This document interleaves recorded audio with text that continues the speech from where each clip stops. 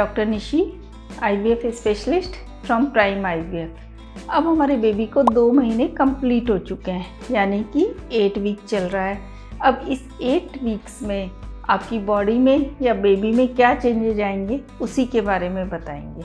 आपका जो बेबी है वो तेज़ी से ग्रो कर रहा होता है, उसके ईयर, आई, ब्रेन, स्पाइनल कॉर्ड ये सब डेवलप हो चुके हैं, उसके हाथ बनने शुरू हो गए हैं, फिस्ट बनाने लगा है, थंब दिखाने लगा है, इसके अलावा उसके फिट बनने लगे हैं। अब आपकी बॉडी में क्या चेंजेज हो रहे हैं, यानी कि आप मदर की बॉडी में क्या चेंजेज हो रहे हैं।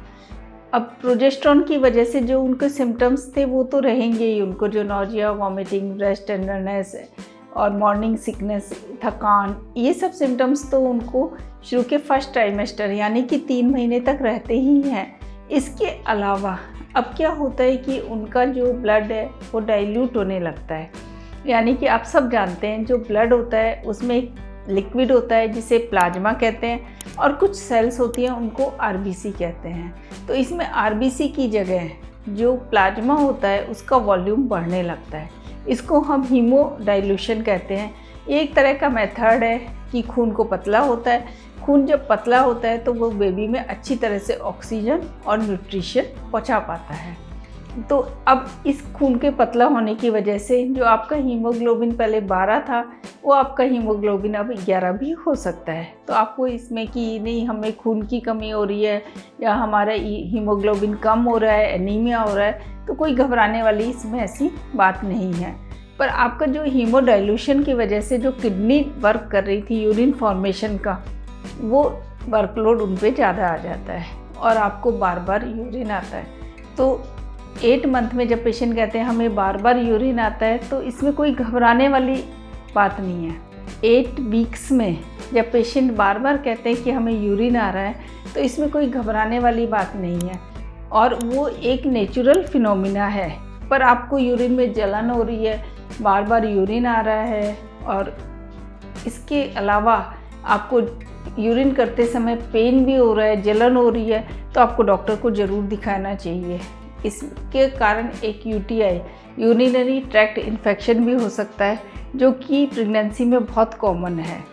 और ये इन्फेक्शन क्या होता है कि कई बार आपके यूरेटर से होता हुआ, ब्लैडर से होता हुआ किडनी में भी चला जाता है और आपको नुकसान पहुंचा सकता है।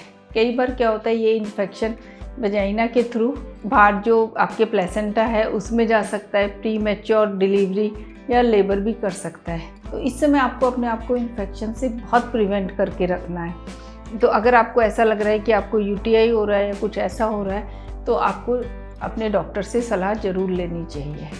इसके अलावा जो प्रोजेस्टेरोन है वो भी आपको अभी प्रोजेस्टेरोन लूटियल सपोर्ट प्रॉपरली लेना है।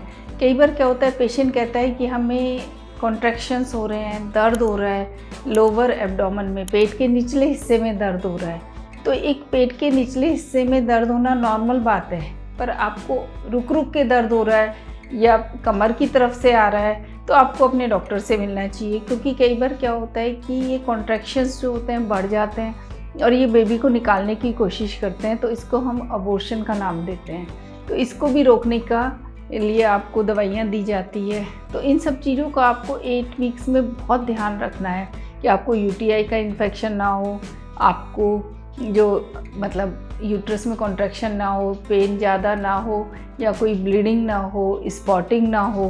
तो इन सब का आपको ध्यान रखना है। इससे संबंधित आपका कोई भी क्वेश्चन हो तो आप सजेशन बॉक्स में जाके मुझसे पूछ सकते हैं और मुझे ईमेल कर सकते हैं। धन्यवाद।